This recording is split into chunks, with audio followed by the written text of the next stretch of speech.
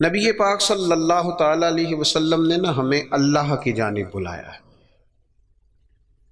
دنیا کے اندر مسلمان کا اور غیر مسلم کا فرق یہ ہے کہ مسلمان نظریاتی ہے، عقیدے والا ہے،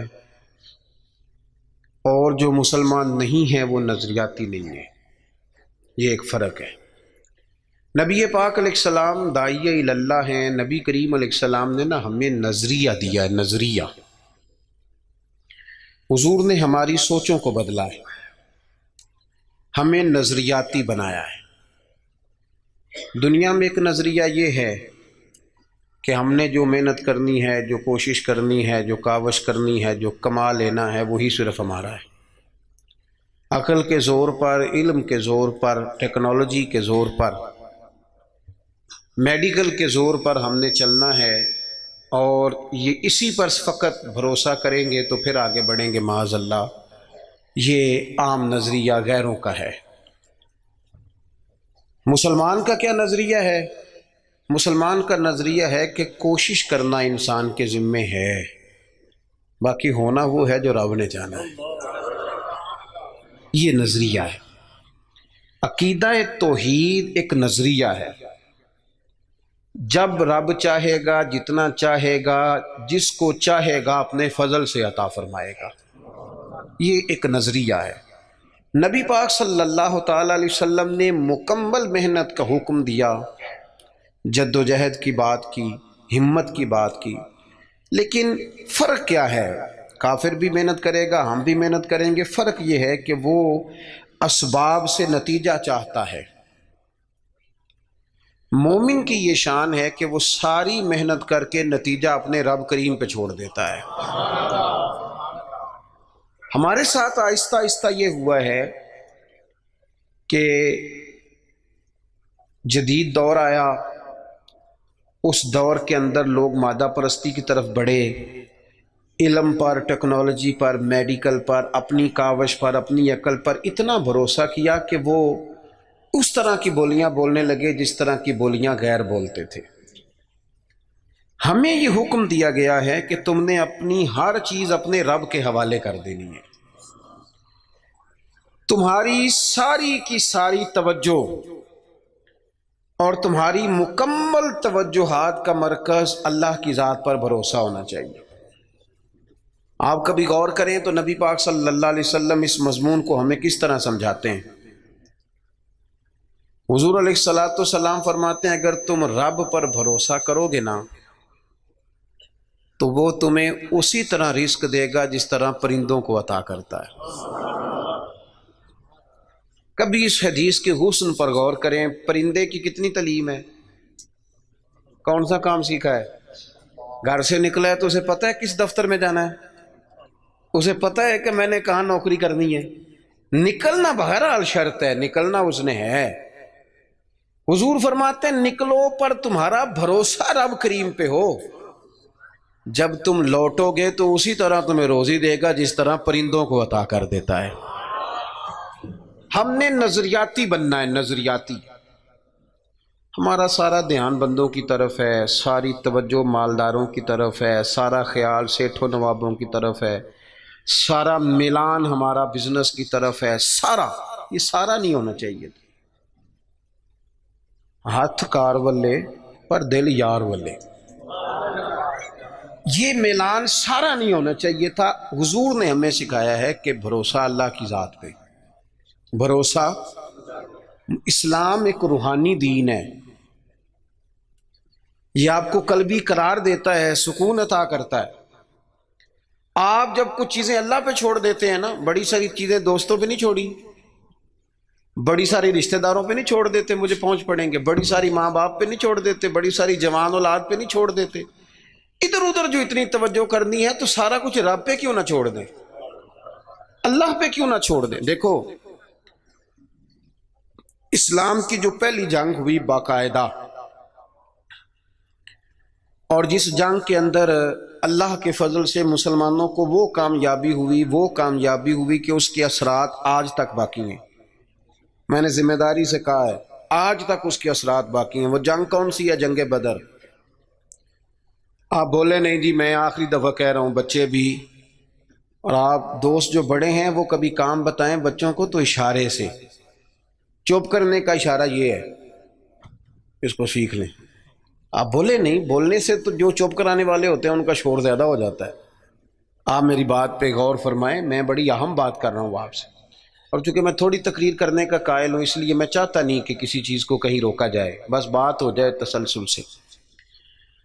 جنگ بدر کے اندر تلوار سے نہیں لڑی، صرف نیزہ نیزے سے نہیں لڑا، صرف برچھی سے نہیں لڑی۔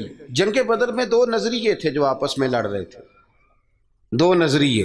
ایک نظریہ کفار مکہ کا تھا، وہ کہتے تھے کہ ہم اونٹ بہت سارے ساتھ لے کے آئے ہیں، ہر روز ایک اونٹ ذبح کریں گے، معاذ اللہ شرابیں پئیں گے، موج کریں گے۔ ان کا یہ نظریہ تھا کہ ایک بندے کے پاس تین قسم کا اسلحہ تھا، تلوار بھی ہے، نیزہ بھی ہے، تیر بھی ہے۔ اس طرف کیا تھا، اس طرف وہ 1000 بندہ، یہاں 313۔ اور جب سواریوں پہ سفر کر رہے تھے تو انہوں نے سواریاں ذبح کر کے کیا کھانی تھی، ایک سواری پہ 2 3 لوگ سوار تھے۔ حال یہ تھا کہ 6 زرہیں اور 8 تلواریں۔ اب انسان یہ ذہن میں بات بٹھائیں کہ انسان جب اپنے مقابلے میں طاقتور بندے کو محسوس کرتا ہے تو ذہنی طور پر ہی کمزور پڑ جاتا ہے۔ یعنی بندوق آپ کی یہاں گردن پہ رکھ دی جائے تو بہت بڑا بہادر کہلانے والا آدمی بھی پورا کانپ جاتا ہے۔ جب ذہن بن جائے نا کہ میرے سامنے 3 گنا زیادہ فوج کھڑی ہے اور اسلحے سے لیس ہے، بندہ نفسیاتی طور پر ہی کمزور ہو جاتا ہے، ذہنی طور پر ہی۔ لیکن یہ 312 اور 13 کمزور کیوں نہ ہوئے، یہ گھبرائے کیوں نہ؟ جب ابو جہل نے رات کو بندے بھیجے نا، اس نے کہا جاؤ جا کے پتہ کر کے آؤ مسلمان کتنے ہیں، تو جاسوس نے جا کے کہا کہ جناب وہ 313 ہیں، اتنا تھوڑا سا اسلحہ ہے، تھوڑی سی سواریاں ہیں۔ تو ابو جہل کہنے لگا ان سے لڑائی کیا کرنی ہے، انہیں صبح نا گھوڑوں کی اونٹوں کی پشتوں پہ باندھ کے مکے لے جائیں گے۔ یہ خوش فہمی دیکھو، یہ منہ اور مسور کی دال، وہاں لے جائیں گے اور لے جا کے نا وہاں ان سے بات کریں گے۔ تو وہ جو جاسوس تھا نا وہی بول پڑا، کہنے لگا سردار پوری تو سن لے بات۔ اس نے کہا پوری بات کیا ہے؟ کہا پوری بات یہ ہے کہ ہیں 313 پر سب کا شہید ہونے کا ارادہ ہے، کشتیاں جلا کے آئے ہیں، بندہ کمزور پڑنے والا ایک بھی نہیں۔ اب نظریہ لڑا۔ نظریہ کیا تھا کہ حضور نے فرمایا تھا میرے رب کا وعدہ ہے وہ تمہاری مدد کرے گا، اور پھر وَلَقَدْ نَصَرَكُمُ اللَّهُ بِبَدْرٍ وَأَنْتُمْ أَذِلَّةٌ، اللہ نے مدد کی۔ اللہ فرماتا ہے میں نے تمہاری مدد کی میدان بدر میں، وَأَنْتُمْ أَذِلَّةٌ، تم تو کمزور تھے۔ نظریہ لڑا، تلواریں ہار گئیں، تیر ہار گئے، نیزے ہار گئے، برچھیاں ہار گئیں، اور رسول اللہ نے جو نظریہ دیا تھا وہ نظریہ جیت گیا، بھروسے والے لوگ جیت گئے۔ جب تک مسلمان، میں بڑے درد سے کہتا ہوں ہمارے گھروں میں سیاست چلتی ہے، بچے میری مٹھی میں رہیں، سسرال والے میری مٹھی میں رہیں، محلے والے میری مٹھی میں رہیں، برادری والے میری کوئی نہیں رہتے میاں یہ مٹھی چھٹی میں، کوئی نہیں رہتا۔ مجھے ایک بزرگ کہنے لگے 5 بچے ہیں ایک بھی نہیں سنتے، تو میں نے کہا بابا جی اتنی مجبوری کیا ہے بچوں کو سنانے کی؟ آپ نے جو سنانا ہے رب کو سنائیں، جتنی دیر ان پر دھیان کرنا ہے اتنے نفل بڑھا دیں، ان کو موج کرنے دیں۔ آپ کتنا کو انہیں قائل کریں گے اور کتنا کو مائل کریں گے، یہ تو اسی طرح کا سلسلہ ہے۔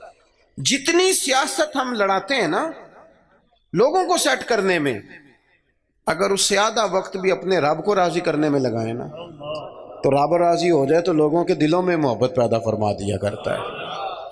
نظریاتی بنے، توجہ، اتنی بندوں پہ توجہ کرنا، اتنی سیاست کرنا، اپنے آپ کو ہر وقت لوگوں میں گڈ بک میں، کوئی ضروری ہے کہ سارے لوگ ہمیں اچھا ہی کہیں؟ کوئی ضروری ہے؟ کوئی ضروری نہیں۔ کوئی ضروری ہے کہ ہر وقت آپ یہی کہیں کہ ہر کونے سے میری تعریف ہی اٹھے؟ کوئی ضروری نہیں میرے بھائی۔ نظریاتی ہو جائیں، توجہ اللہ رسول کی جانب، توجہ اللہ والوں کی جانب۔ باقی یہ دنیا کی سیاست اس میں تھوڑی کمی بھی لائیں۔ دیکھیں رسول پاک صلی اللہ علیہ وسلم نظریہ کیا دیتے ہیں؟ ایک جنگ سے واپسی ہے، حضور آرام کر رہے ہیں، صحابہ تھوڑا سا ہٹ کے ادبن دور دور ہو کے لیٹ گئے، سرور کائنات علیہ السلام بھی آرام کرنے لگے تو تلوار اتار کے درخت کی ٹہنی سے لٹکا دی، حضور بھی آرام فرما۔ ایک بندہ آ گیا، تلوار اتار لی، حضور پر تان لی، اور محبوب علیہ السلام فرماتے ہیں آنکھیں سوتی ہیں، دل تو میرا جاگتا رہتا ہے۔ اس نے تلوار تان لی۔ اللہ کرے میں آپ کو بات سمجھاؤں، بھئی اچانک کو یہاں بندوق رکھ دے، اس وقت ہم نے دیکھنا ہے کہ بلڈ پریشر کتنا ہو گیا ہے، پھر دیکھنا ہے کہ اس وقت خون کے مد و جزر کا کیا حال ہے۔ اچانک وہ دیکھو نا میرے عزیز، رات کو 2 بجے ویسے ہی چھت پہ بلی ہو اور بندے کو کہہ دے کہ چور ہے، تو مجھے بتائیں حال کیا ہوتا ہے؟ ویسے انسان کی نفسیات ہے نا۔ لیکن جو نظریاتی بندے نا، نظریاتی، ڈاکٹر نے کہہ دیا، ایک بندہ نظریاتی نہیں تھا، ڈاکٹر نے کہہ دیا تو ہفتے میں مر جائے گا، تو وہ 3 دنوں میں مر جاتا ہے۔ ایک نظریاتی ہے، ڈاکٹر نے کہا 1 ہفتے کے بعد آپ دنیا سے رخصت ہوں گے، تو اس نے کہا ڈاکٹر صاحب آپ جو کہہ رہے ہیں اپنے علم کے مطابق کہہ رہے ہیں، ہونا وہ ہے جو میرے رب کریم نے چاہنا ہے۔ یہ کئی سال بھی نکال سکتا ہے، شرط یہ ہے کہ ہم نظریاتی ہوں۔ ہماری سیاست ہی ختم نہیں ہوتی ہے کہ جگہ میں خود جاتا ہوں بندے راضی کر رہا ہوں، جہاں میں نہیں گیا وہاں بیٹا بھیجا، تو ولیمے پہ ہویا، چھوٹے بھائی سے کہا تو فاتحہ کہہ، سارا دن بندے راضی کرنے میں وہ پھر نہیں راضی ہوتے۔ حضرت مولا علی فرمایا کرتے تھے یہ اس طرح ہے جس طرح چرواہے کی بکریاں ہیں، ادھر والی گھیر کے لاؤ تو ادھر والی نکل جاتی ہے، ان کو گھیرو تو ادھر والی نکل جاتی۔ تو ضرورت کیا ہے؟ رب کی جانب توجہ کرنا، اللہ پہ بھروسہ کرنا۔ اس نے تلوار حضور پہ تان لی۔ او بھائی کیا ہوا ہے؟ آپ کو عرض کیا آپ خاموش ہوں، اللہ آپ کو خوش رکھے اور یہ آنا جانا بھی بند کریں، آپ کو اللہ تعالیٰ بڑی ساری جزائے خیر دے۔ کچھ بندے بزدل ہوتے ہیں، انہیں تقریر نہ بھول جائے کہیں۔ آپ میری بات سنیں، آپ کی مہربانی، اللہ آپ کو سلامتی عطا فرمائے۔ میں نے جتنی بات کر لی ہے شاید اتنی بھی نہ کروں، اس سے کم کروں، لیکن چاہتا یہ ہوں کہ میری نہیں ہے نا، اللہ رسول کی ہے، تو اللہ رسول کی بات اپنے دامن میں بڑا ادب رکھتی ہے۔ عزیز بھائیو، اس نے تلوار حضور پہ تان لی، سرکار نے مقدس آنکھیں کھولی۔ تو میں بتا چکا ہوں کہ اگر ہم پر کوئی پستول تانے تو شاید سارا وجود کانپنے لگے۔ اس نے تلوار تانی، حضور کی مقدس آنکھیں کھلی، کہنے لگا آپ کو مجھ سے کون بچائے گا؟ قربان جائیں، حضور نے مسکرانا شروع کر دیا۔ زندگی نظریاتی بن جاؤ، زندگی ہنس کے گزر جائے گی ساری، لیکن اگر نظریاتی نہیں ہونا تو پھر تو بھائی کاروبار پہ نقصان پہ بھی ہارٹ اٹیک ہو جاتا ہے۔ پھر تو میرے عزیز نوکری سے جواب ہو جائے تو لوگ مریض ہو جاتے ہیں شوگر کے۔ اگر آپ نظریاتی ہیں تو جی لیں گے۔ اس نے کہا کون بچائے گا؟ تو محبوب مسکرا کے فرمانے لگے یہ تو نے عجیب بات کر دی، مجھے میرا رب بچائے گا۔ اللہ کے نام میں طاقت ہے، اللہ کے نام میں قوت ہے، اللہ بچائے گا۔ بس حضور کی زبان نور سے یہ جملے نکلے، اللہ بچائے گا۔ ان لوگوں سے ڈرنا چاہیے جو اپنے فیصلے رب کے حوالے کرتے۔ اچھا وکیل کرنے کے پیسے نہ ہوں، سفارش کے پیسے نہ، اور معاملہ اللہ پہ چھوڑ دیں، ان سے ڈرو۔ انہوں نے سب سے بڑے کورٹ میں مقدمہ دائر کرا دیا۔ حضور فرمانے لگے رب بچائے گا۔ بس ان لفظوں میں کیا اثر تھا، بندہ کانپنے لگا، تلوار ہاتھوں سے گر گئی، سرکار نے اٹھا لی، فرمایا لو بھائی مجھے تو رب نے بچا لیا ہے، اب تو بتا تجھے کون بچائے گا۔ آپ زندگی میں اگر نظریاتی ہیں تو آپ زندہ ہیں، اور اگر آپ لگے ہوئے ہیں کہ اوہو کیا بنے گا، میری کون سنے گا، گاؤں چھوٹا ہے، میں بات کر بھی لوں گا تو کہاں پہنچے گی، تو کون ہوگا، تو کیسے ہوگا، تو یہ تو کمزوری ہے۔ آپ کے ذمے تو کہنا ہے، پہنچانا تو اللہ کریم کی بارگاہ کرم کے فضل کا نتیجہ ہے۔ یہ اللہ بچائے گا۔ اس کے ہاتھ سے تلوار گر گئی، حضور نے اٹھا لی، فرمایا مجھے تو رب نے بچا لیا ہے، اب تو بتا تجھے کون بچائے گا۔ کہنے لگا حضور میں نے سنا ہے آپ بڑے ہی معاف کرنے والے ہیں، آپ صحیح بتاؤ، ایک بندہ میرے اوپر تانے پستول، تھوڑی دیر کے بعد قابو آ جائے تو وہ مجھے کہے جی آپ تو نیک آدمی ہیں چھوڑ دیں، تو میں کہتا ہوں قابو آ گیا تو میں نیک ہو گیا ہوں، پہلے تو بندوق لے آیا تھا۔ لیکن یہ حضور سید عالم صلی اللہ علیہ وسلم کے ضرف کی، حوصلے کی، اور محبوب کے دل نور کی بڑائی دیکھو کتنا بڑا ہے۔ اس نے کہا سنا ہے آپ معاف کر دیتے ہیں. فرمایا تو نے سنا ہے؟ حضور سنا ہے. پھر مسکرا پڑے, فرمانے لگے جا پھر میں نے معاف کیا. ہو گئی بات ختم. معافی تو یہاں پہلے ہے سب سے, جا معاف کیا. ایک تو اپنی زندگی میں توجہ اللہ پہ کریں. یہ چھوڑ دیں اتنی زیادہ سیاست, اتنا بندوں کے پیچھے بھاگنا, یہ تو تھکا دیں گے, یہ تھکا دیتے ہیں. ان کی ایک خواہش پوری کرو تو یہ دوسری. میں آج ہی پڑھ رہا تھا, حضرت سعید ابن مسیب کہا کرتے تھے یا اللہ یہ بڑوں کی آرزوؤں سے بھی بچانا, ان کی آرزویں بڑی ہوتی ہیں, روز نہیں ایک آرزو. اور حضور دعا مانگا کرتے تھے. نبی کریم علیہ السلام مسند امام احمد بن حنبل میں موجود ہے, اللہ کے محبوب فرماتے تھے اے اللہ اس آرزو سے بچا جو آرزو ایک اور آرزو میں مبتلا کر دے, وہ خواہش جو اور خواہش میں ڈال دے. تو ایک تو توجہ اللہ پہ کریں. دوسری بات, زندگی کو بود و باش کو اس کو سادہ کریں. سرور کائنات صلی اللہ تعالی علیہ وسلم کا کمال یہ تھا کہ لوگ نا حضور کے ساتھ ڈیل کرنے میں آسانی محسوس کرتے تھے کہ حضور سے بات آسانی سے کی جا سکتی ہے. سرور کائنات بات سنتے ہیں. یہ جو ہمیں شوق ہے نا سہولتوں کا, یہ ضرور لیں, کوئی بھی سہولت منع نہیں, لیکن اپنے آپ کو سہولتوں کے ساتھ زندہ رکھنا ہے. ہم نے نا کچھ آسانیاں زیادہ جمع کرنی شروع کر دی اپنے ڈرائنگ روم میں. سردیوں میں ہیٹر ہے, گرمیوں میں اے سی ہے, اور ہر شہر ریموٹ کنٹرول ہے, اٹھنا نہ پڑے بیڈ سے, توبہ توبہ. اور واش روم بھی اٹیچ ہے. اتنی سہولیات جمع کرنا چاہتے ہیں, بس نہیں چلتا, ورنہ جو ہم لا سکتے ہیں وہ تو ضرور آتا ہے. اس سے زیادہ جب آپ اتنی آسانیوں کے عادی ہو جاتے ہیں نا میرے عزیز, تو پھر آپ نظریاتی نہیں رہتے, پھر آپ کو قابو کیا جا سکتا ہے. پھر تو ڈاکٹر کو بھی اے سی دے کے تحفے میں تو مرضی کی دوائی لکھوائی جا سکتی ہے. حالانکہ اس معاملے میں سفارت چلنی چاہیے. صحت والا معاملہ تو ٹھیک ہونا چاہیے نا, لیکن ڈاکٹر اگر بڑا ہے تو اسے چابی دیں کمپنی والے گاڑی کی, تو اسی کمپنی کی دوائی لکھ دے گا, اللہ ماشاء اللہ. جب آپ نظریاتی ہیں, تھوڑے پہ آپ کو گزارا کرنا آتا ہے. حضور صلی اللہ علیہ وسلم نے نا ہمیں اپنی سیرت کے تعلق سے جو دوسرا بڑا نظریہ دیا وہ یہ ہے. آپ کو میری باتوں کی سمجھ آ رہی ہے؟ جو نہیں بولتے انہیں بھی آ رہی ہے. حضور نے ہمیں اپنی سیرت نور سے ایک پیغام دیا ہے کہ دنیا میں تمہارے مکانات نہیں, تم نے یہاں رہنا ہے مسافروں کی طرح. تمہارے لیے نا عالی شان محلات اور تمہاری مرضی کی آسانیاں اور سہولتیں وہ ساری رب نے جنت میں تمہارے لیے تیار کی ہیں. وہاں تمہیں من چاہی چیزیں ملیں. یہاں تم نے مسافروں کی طرح, کن فی الدنیا کانک غریب و عابر سبیل, مسافر کی طرح, راہ گیر کی طرح وقت گزارنا.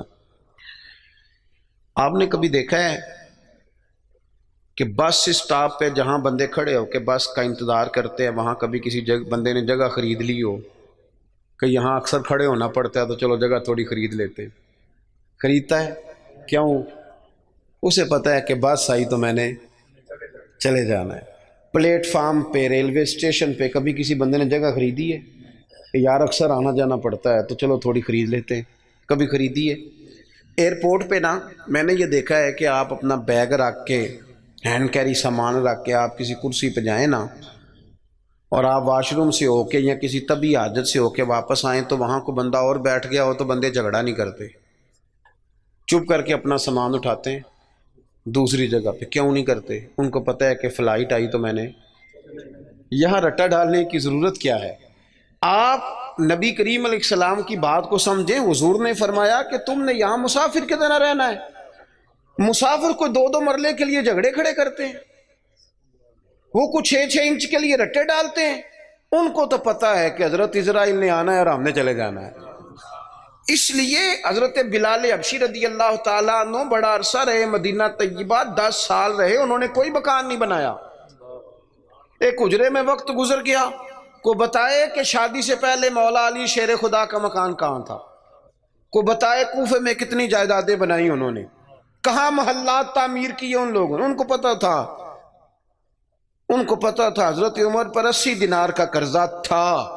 انہیں پتہ تھا کہ جب حضور آئے تھے نا معراج کی رات تو مجھے بتایا تھا کہ عمر میں تیرا محل دیکھ کے آیا ہوں. تو جب حضور دیکھ آئے تھے تو پھر انہوں نے یہاں بنایا. یہ نظریاتی بات ہے، اس کو آپ نے سمجھنا ہے۔ ہمارے ہاں یہ ابھی کرونا آیا نا، پینک پھیل گئی، ٹینشن ڈپریشن کے مریض بڑھ گئے۔ آپ نے ناراض نہیں ہونا، زیادہ تر وہ لوگ ٹینشن میں ہیں جو آسانیوں میں جینے والے تھے نا، کیونکہ بندے نے اتنی قیمتی کوٹھی بنائی ہو پھر چھوڑ کے مر جائے، دل نہیں کرتا مرنے کو۔ اتنے پیسے جمع کیے ہوں پھر چھوڑ کے کیسے مرے، دل ہی نہیں کرتا۔ وہ لوگ مسافر تھے جنہوں نے سامان باندھے ہوئے تھے، جب رب کا حکم آئے گا ہم حاضر ہو جائیں گے۔ اب یہ ٹینشن کیوں پھیلی؟ ٹینشن بھی اس لیے پھیلی کہ ہم اسلامی نظریات کو نہیں سمجھتے۔ اور میرے بھائی وہ کسی اور کا عقیدہ ہے کہ مر جائیں گے تو فنا ہو جائیں گے، اور کا عقیدہ ہے۔ اور مجھ سے کوئی سوالات بھی ہوئے اس دوران۔ دیکھو، قبر کھڈا بھی ہے، گڑھا بھی ہے، لیکن مجھے اپنی ڈائریکشن کا پتہ ہے، آپ کو بھی اپنی ڈائریکشن کا پتہ ہے۔ ہمیں کسی کی نا ایک آدھ خامی کا پتہ ہوتا ہے، اپنی تو ساری کا پتہ ہوتا ہے۔ لیکن وہ الگ بات ہے کہ اپنی خامیوں سمیت اپنے آپ سے پیار ہوتا ہے، اور کسی کی ایک خامی دیکھ کے بھی اس سے پیار نہیں رہتا۔ عزیز بھائی، ہمارا یہ مسئلہ ہے کہ اگر تو ڈائریکشن ہماری غلط ہے، کام ہم نے دوزخ والے شروع کیے میں، تو قبر کھڈا ہے، دوزخ کے گڑھوں میں سے گڑھا ہے۔ لیکن اگر ڈائریکشن ٹھیک ہے، حلال حرام کی تمیز ہے، آنکھ پر، زبان پر، نفس پر کنٹرول ہے، پھر قبر کھڈا نہیں، نظریہ سمجھو، پھر تو قبر باغ ہے۔ نہیں سمجھے آپ میری بات؟ قبر باغ میں جاتے ہوئے ڈر لگتا ہے، پریشانی ہوتی ہے، دل گھبراتا ہے۔ وہ جی قبر میں آکسیجن کہاں سے آئے گی؟ میں نے کہا جہاں اماں کے پیٹ میں بچہ ہوتا ہے تب کہاں سے آتی ہے؟ چلیں اس سے بھی اور مثال دیتا ہوں، کبھی انڈا دیکھا جب اس میں سے بچہ نکلتا ہے؟ چاروں جانب کو جگہ ہوتی ہے آکسیجن کی۔ یہ جو بڑے عقل مند لوگ ہیں یہاں سوال کھڑے کرتے ہیں، ان سے پوچھو کہ بچہ تندرست بھی نکلتا ہے انڈے سے، اور سونا بھی نکلتا ہے۔ تو جس رب نے وہاں اسے سنبھال کے رکھا نا، پیاری جلد بنائی، وہ قبر میں بھی تیری بڑی حفاظت فرمائے گا، بڑی حفاظت فرمائے گا۔ بارت شاہ نہیں مردے جنہ کیتیاں نیک کمائیاں نے، نالے عرش فرشتے بانگاں ملیاں، مکے پہ گیا ہے شور، بلے شاہ آسان نہیں مرنا ہے تے مر گیا ہی کوئی اور۔ تو کوئی اور، یہ کیا اقبال بھی کہتے ہیں، موت کو سمجھے ہیں غافل اختتام زندگی، یہ ہے شام میں زندگی پھر صبح دوام زندگی۔ قبر باغ ہے، باغ۔ ایک وہ ہے کہ خوف ہے قبر میں کیسے جائیں گے، وہاں کیا بنے گا، بستر کوئی نہیں، ٹھنڈ بڑی ہے، وہاں کیسے گزارا۔ ایک یہ ہے کہ وہ باغ ہے، باغ بھی عام نہیں، روضۃ من ریاض الجنہ، جنت کے باغوں میں سے باغ۔ اور باغ عام نہیں جس کے نیچے نہریں رواں ہیں، اور باغ اتنی شانوں والا ہے کہ پہلی آنکھ کھلے گی تو زیارت چہرہ ودھوہا کی نصیب ہوگی۔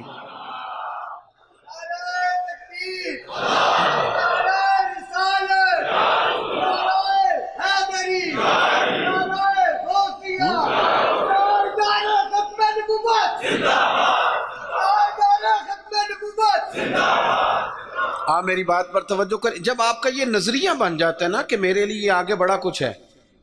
جو لوگ یہاں سے گئے تھے نا سعودی عرب محنت مزدوری کرنے، انہوں نے وہاں مکان بنائے۔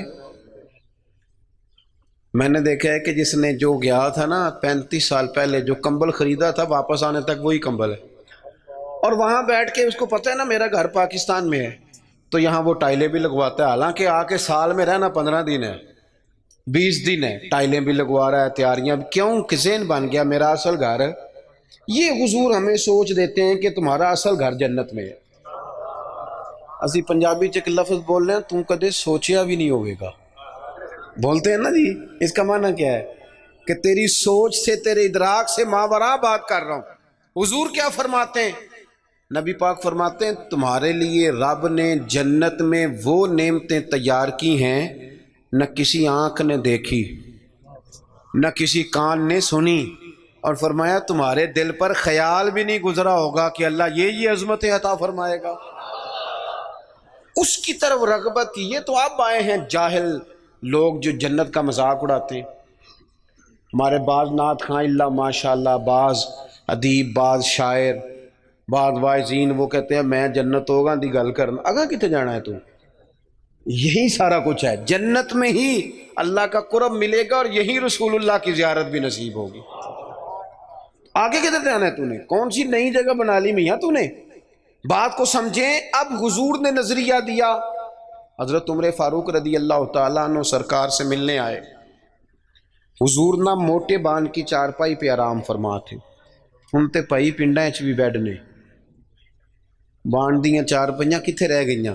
کی آکھی دسی مونج دی منجی، بولو نا یار، مونج دی تے جیڑی جیز چ ملدی سی او دے بس پاوے رنگین ہوندے سن، انجے یہ اوہو، لیکن کمال تھی نا یار، مکان کچے بندے پکے، محبت گہری، پیار زیادہ۔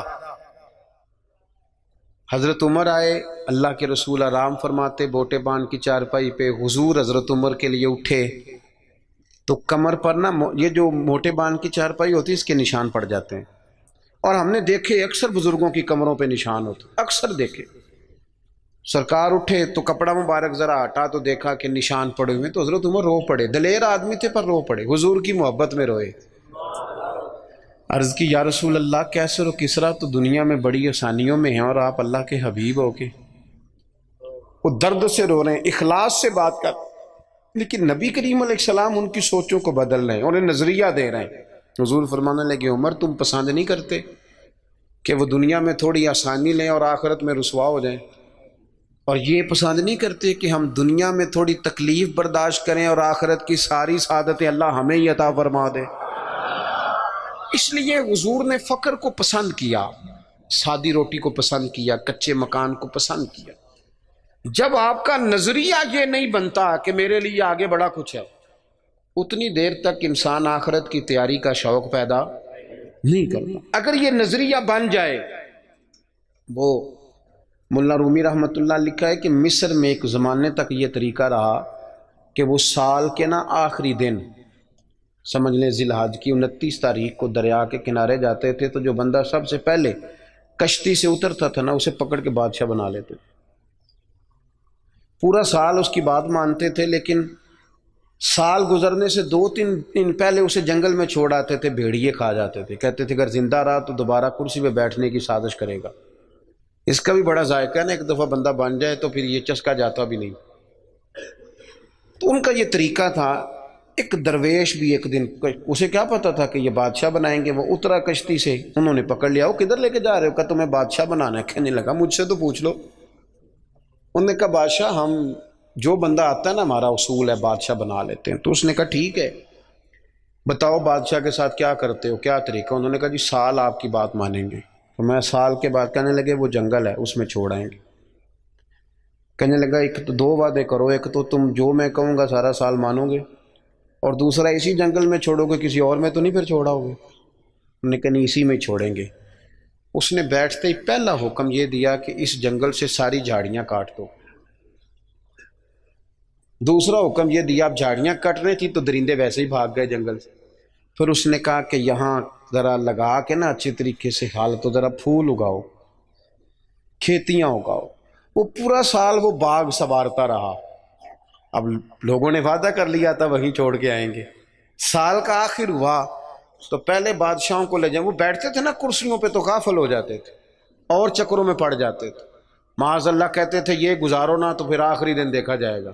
معاذ اللہ جو آج ہماری سوچیں بن گئی۔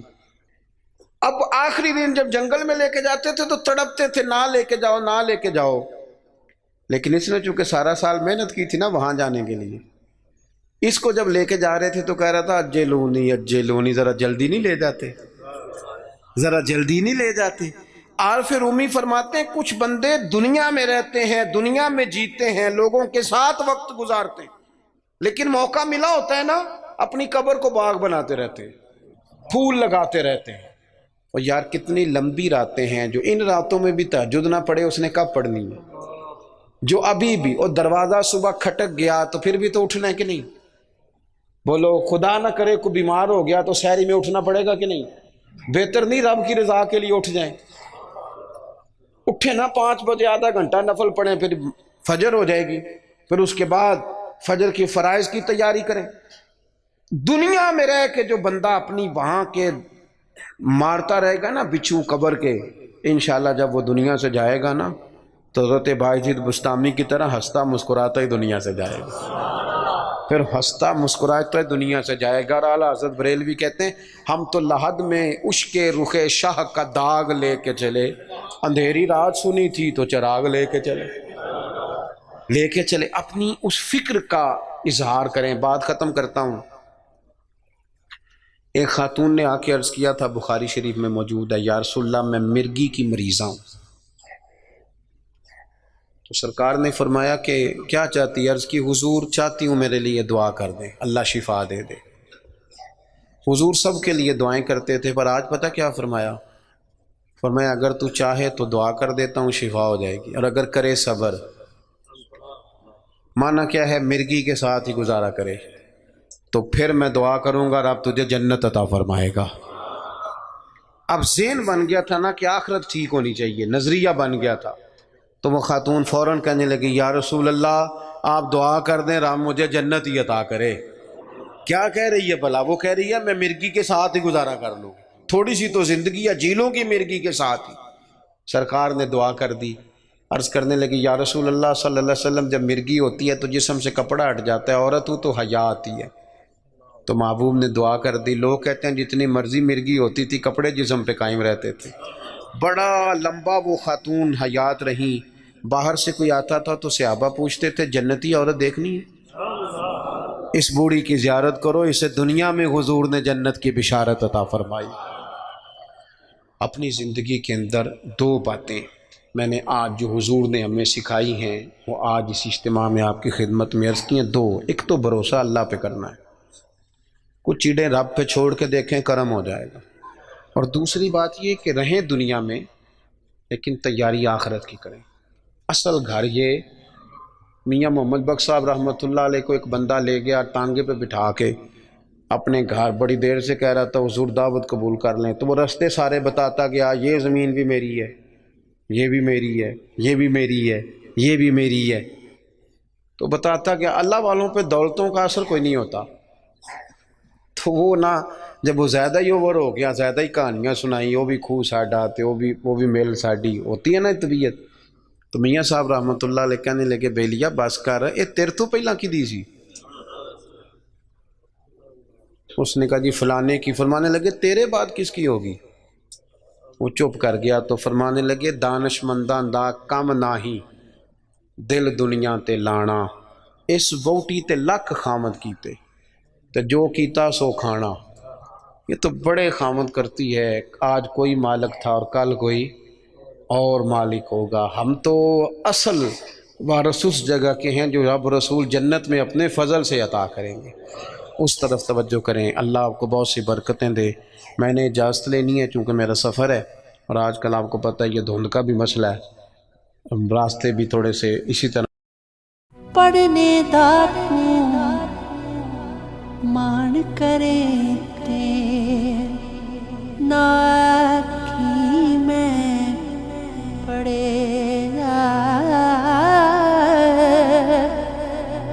او جبار قہر کہاوے متا روڑ سٹے دودھ کڑے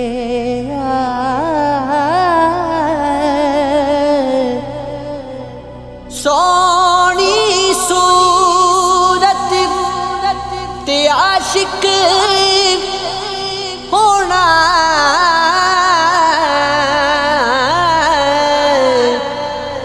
سونی صورت تے عاشق ہونا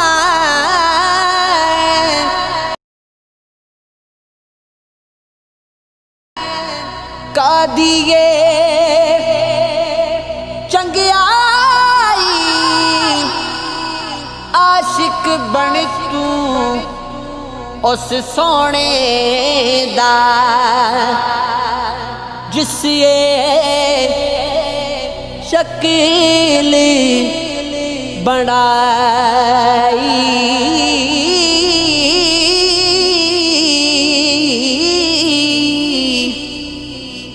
بات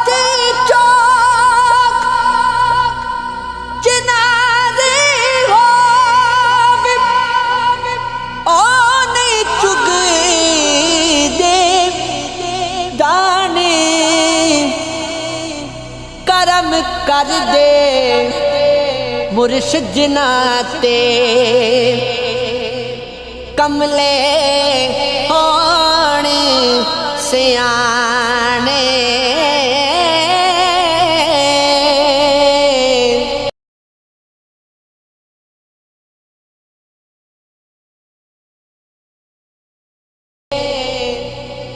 جیڑیاں گڈیاں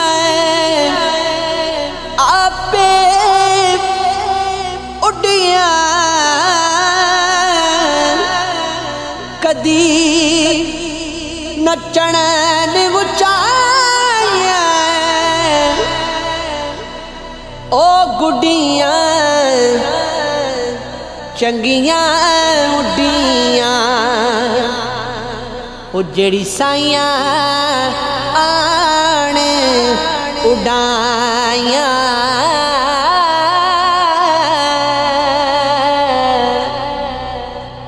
چنگے مرد سجنا کولو سہواری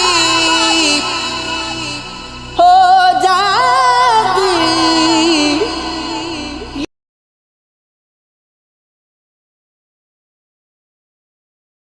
یاد یاراں دا گلہ نہیں کر دے اصل پریت جناں دی اصلاں نال جنے کی کدیے نسلاں تک نہیں بھل دے بد نسلاں نال نیکی کریے پٹھیاں چالاں چل دے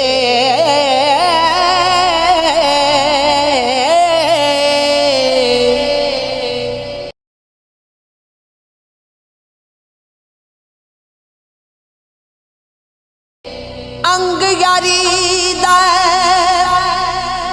پالن اوکھا جویں کتن وچ تند کاچی ایک کھچے دوجا چھڈدا جاوے تائیوں رہندی پکی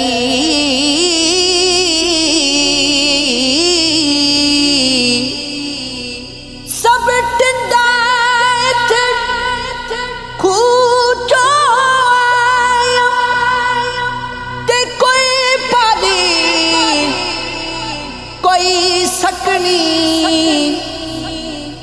جنہاں نے توڑ دا ساتھ نہیں دینا کیاس اونا دی رکھنی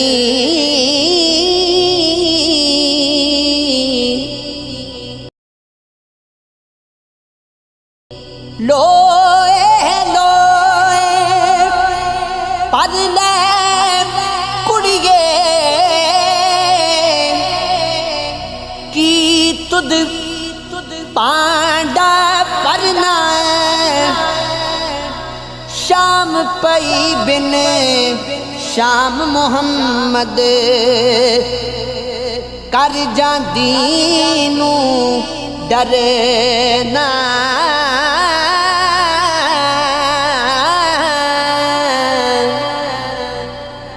سب سیاں سب سیاں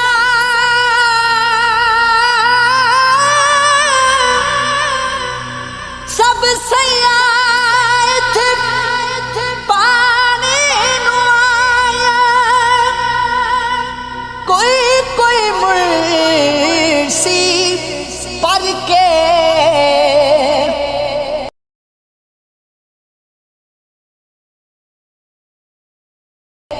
जिन्हां ने पर के सिर ते करिया ओ पैर रखने डर डर के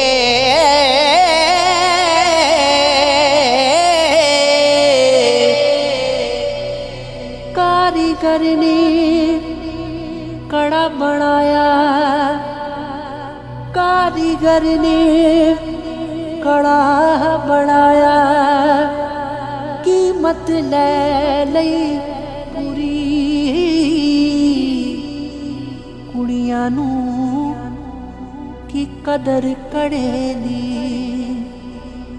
पन करन चोरी कुड़ियां नू की कदर कड़े दी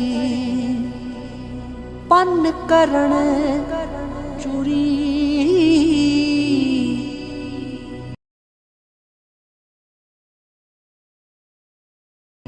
मान न करियो माया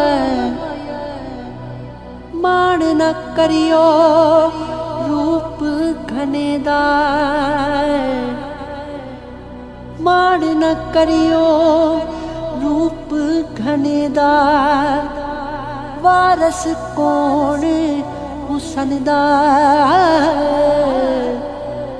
सदा न रहसन शाखां हरियां सदा न फुल चमन दा सदा न रहसन शाखां हरियां सदा न फुल चमन दा सदा निरल सखियां वैणा सदा निरल सखियां वैणा सदा नि सिर ते पानी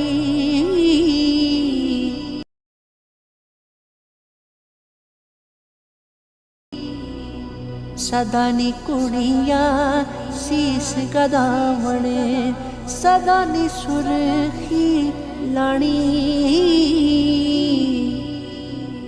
सदा नी कुड़ियां सीस गदावणे सदा नी सुरखी लानी सदा नी मेहंदी हथ रत्ते ते सदा नी मेहंदी हथ रत्ते ते सदा नी छणे कण वंगा सदा नी चूले पाण मुहम्मद सदा नी रल मिल संगा सदा नी चूले पाण मुहम्मद सदा नी रल मिल संगा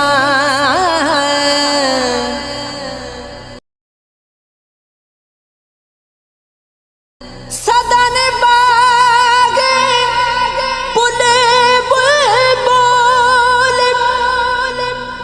सदा ने बाग बहारा सदा नहीं मापे हुसन जवानी सदा नहीं सोबत यारा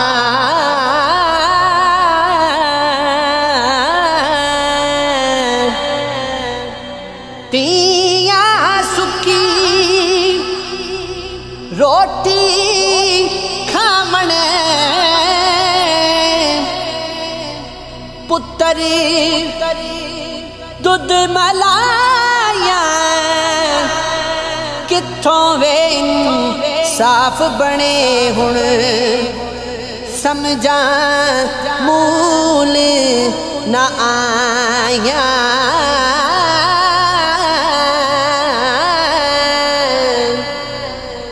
पुत्रा नालो तीद पीड़ ओदे मां पे आई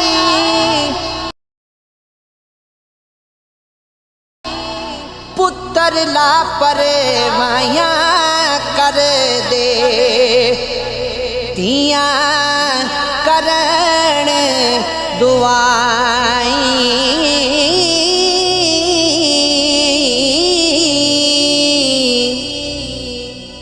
تیاں لئی پردیس وے بابل تیاں لئی پردیس وے بابل پتراں لئی جاگیراں دکھ سکھ سہنا کچھ نہیں کہنا تیاں دیاں تقدیراں دکھ سکھ سہنا کچھ نہیں کہنا تیاں دیاں تقدیراں نظر جناں دی کیمیا ہووے سونا کر دے وٹے